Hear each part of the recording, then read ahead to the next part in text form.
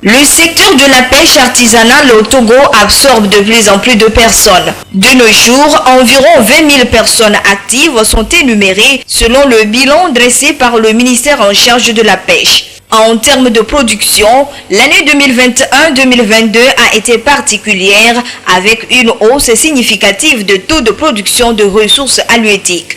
Résultat des efforts du gouvernement togolais. Pour rappel, des actions ont été menées pour la promotion de l'aquaculture, la modernisation du port de pêche et la réorganisation du secteur de la pêche. Ça fait quelques années qu'il nous a construit un beau port de pêche. C'est déjà un premier acquis. Avec l'arrivée de ce port, il nous a créé notre propre ministère avec une direction de la pêche et de l'aquaculture. Actuellement, on est bien structuré. Avant, on n'a pas de fédération. Aujourd'hui, nous avons une fédération. Avec cette dynamique fédération, tout se déroule bien. Donc, on tient à remercier sincèrement le gouvernement. En termes de structuration et de réorganisation, le secteur de la pêche artisanale se porte bien. Mais la production connaît ces derniers temps certaines difficultés. Des espèces de poissons se font rares, avec comme conséquence la hausse des prix sur le marché. Les activités de pêche tournent également au ralenti, comme le témoignent des pêcheurs et des femmes conservatrices de poissons frais que nous avons rencontrés au port de pêche.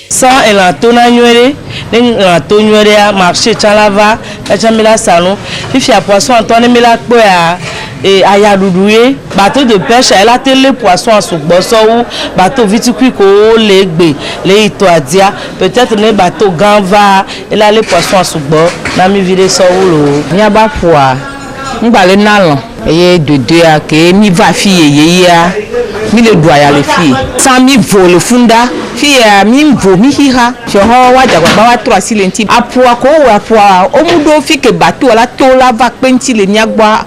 Apua mu ito nenu no pere nyanti no wa wo pea alobena no wa nami bateau de pêche game bateau de pêche ala no va fi mi nya be dupo la le wo ni mi ya mi gba le bi o pepere mu o mi agbo mi keke ve a pe poisson va den na mi vire poisson moulé saison na ine poisson oui donc à saison que na ya abondamment saison va arriver moment ya me ya nene ko bi nyine wa pêcheur wa amiko les gens que me sont les toisia wacha ni amonu fie ko ina didipe da et l'on le didipe donc o djena mi suboke ngbe djina poisson vana ena et l'on le hochina mi viri fikemi le fifia do evi be gameya bobi emi dena ya vo be gouvernement be ni mbade bobi o trive ya e mi le gota mi le itoju enya ado ma tontonto le port de pêche.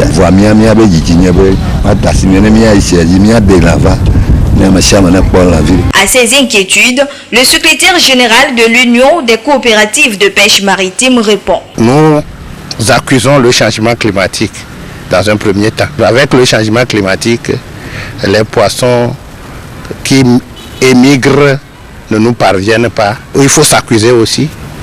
On pratique une surpêche avec un nombre important de pêcheurs que notre secteur a englobé. Et comme on est plus nombreux en faisant la pêche, le poisson devient rare. Et cela nous oblige à pratiquer une pêche illégale. Ça détruit les poissons. On ne fait que pêcher les alevins. Et ces derniers temps, le gouvernement s'est levé. Il a interdit ça là, rigoureusement. On ne pratique plus cette pêche-là. La pêche à feu, la pêche avec les éléments chimiques et la pêche avec les filets moustiquaires. Beaucoup de défis restent encore à relever pour un secteur de pêche plus productif, plus rentable. Il devait avoir un repos biologique pour pouvoir permettre aux poissons de se reproduire. Quand nous respectons les normes de la pêche, je crois que le poisson ne va jamais manquer. Si on garde les alevins qui vont se développer et pouvoir alimenter. Avec l'aquaculture, l'engagement du gouvernement, le poisson va encore revenir sur le terrain et on ne va plus importer de poissons. Le secteur de la pêche, rappelons-le, contribue actuellement à près de 4,5% du PIB national. Une fois libéré des défis majeurs, ce secteur favorisera à coup sûr une croissance économique, la survie et l'épanouissement de la plupart des citoyens togolais.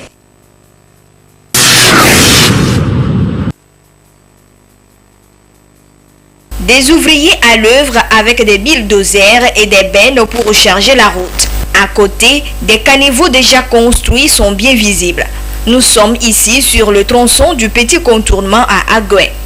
Les travaux de réaménagement et de modernisation entamés depuis quelques mois se poursuivent sur cette voie au grand bonheur des riverains. Ils saluent cette initiative du gouvernement qui participe au développement des activités socio-économiques. Ça m'a plu quoi. Ça fait de cela quelques mois, je suis arrivé ici, j'ai ouvert ce petit atelier. Et puis je vois qu'on a commencé par construire la route. Mais je suis très content. Je suis très content parce qu'on attendait ça là, ça fait des années quoi. Je remercie le gouvernement pour ça. Ça permet le développement du pays. Ils viennent de commencer et que le travail aussi avance très rapidement parce que c'était une voie qui n'était pas vraiment praticable. Et ça va beaucoup aider dans le développement de notre pays. Une route, c'est nécessaire pour une population. Donc, nous sommes tellement très contents. Ça va nous faciliter les tâches. L'arrivée, la sortie, ça va nous faciliter. Avec ces travaux, la voie est peu praticable compte tenu des barrages observés à certains endroits. Les riverains souhaitent que les activités puissent s'accélérer pour libérer vite la voie. Ça a traîné un peu, mais nous aussi on prie qu'ils n'ont qu'à évoluer comme ils ont débuté. Avec cette allure, quelques mois, ça va finir. Nous voyons ça que ça traîne parce qu'il y a des caniveaux qui traînent devant nous là. Bon, la route, ça n'avance pas. Avant qu'ils ont commencé là, comme il pleuvait à ce moment-là, dès maintenant, nous sommes en saison sèche. Donc, je vois qu'ils sont en train d'avancer avant la tombée de la pluie. Vivement que les préoccupations de ces riverains soient prises en compte pour vite achever les travaux afin de leur permettre de vaquer librement à leurs activités.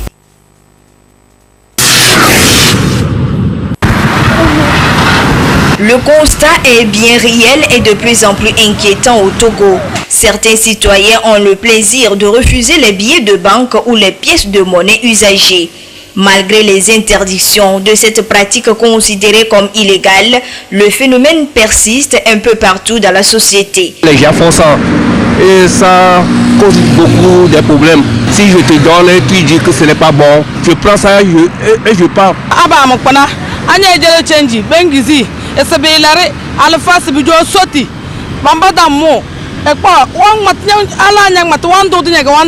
D'habitude, il y a certains agents que parfois ça fait des plis, parfois des gens prennent des bics, font des signatures sur ça, c'est pas bon quoi.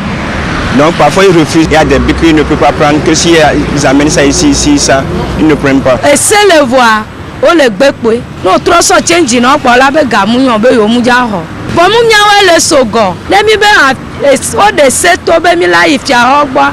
Ola be nene yo le sono e neno ja so ibe. Raison pour laquelle le gouvernement est monté au créneau encore une fois contre cette pratique et suite au communiqué de la Banque centrale en date du 30 novembre 2022 interdisant le refus des billets et pièces de monnaie usées qui ont le cours légal et le pouvoir libératoire dans les pays de l'espace UEMOA. Les billets, les pièces n'appartiennent pas à la population. Les billets et les pièces appartiennent à la Banque centrale. Juste, on les a mis à disposition pour faciliter les échanges. Cours légal, ça veut dire que c'est la monnaie, la pièce que nous tous on reconnaît. Personne ne peut les refuser. Pouvoir libératoire, je vous dois 1000 francs, mais si je vous donne le billet que nous tous on reconnaît comme billet de 1000 francs, je me libère de la dette. Je ne sais pas pourquoi on veut que ça soit propre. On veut que ça ne soit pas déchiré, qu'on ne soit pas sale. Et puis chez nous, on dit que certaines pièces sont des pièces des divinités, etc. Puis les pièces de 5 francs, les pièces de 10 francs, les pièces de 25 francs. De plus en plus, on ne voit plus ces pièces-là en circulation pour des préjugés ou des questions de culture, que ça soit limé, que ça soit lisse, que ça soit tronqué, que ça soit mutilé, que ça soit sale, etc. On remet à quelqu'un, lui remet à un autre, jusqu'à ce que ça atteigne les guichets de la Banque centrale qui est censé les remplacer. Il est à noter que ce phénomène de refus d'argent usagé a un impact négatif sur l'économie et aussi sur les activités des opérateurs économiques. La vendeuse de Zobon devait vendre quelques quantités le matin, mais elle refuse une pièce. Là, il y a un manque à gagner. Mais là, celui qui devait prendre sa bouillie, mais il rate la bouillie parce qu'on dit que la pièce est limée. Il y a des contre-coups pour l'économie. Lors du Conseil des ministres le 18 janvier dernier, l'exécutif a examiné et adopté un avant-projet de loi sur la répression de faux monnayages et des autres atteintes aux signes monétaires dans les États membres de l'UEMOA. C'est dire que des sanctions sont prévues non seulement contre les détenteurs et les fabricants de faux billets, mais également contre ceux qui refuseraient une pièce de monnaie ou un billet de banque légal usagé. La Banque centrale même a précisé les sanctions pécuniaires jusqu'à 50 000 ou 500 000 virgules. Donc on peut sanctionner. Si on surprend quelqu'un en train de rejeter, de refuser, on peut l'amender et peut-être l'enfermer. C'est moi que me détoie et non doit également le joie menamio. Dis-tu que les miasia, mila soit et mia no vigbobe mia plenu bagbea, ya mu le logique. La personne qui a ce billet, c'est pas à lui la faute. Il a travaillé pour recevoir ce billet. Donc, il ne revient pas à lui d'être le fautif du billet. Si un billet est déchiré, on peut l'utiliser. Un jour, ça va passer là-bas comme le gouvernement l'a dit.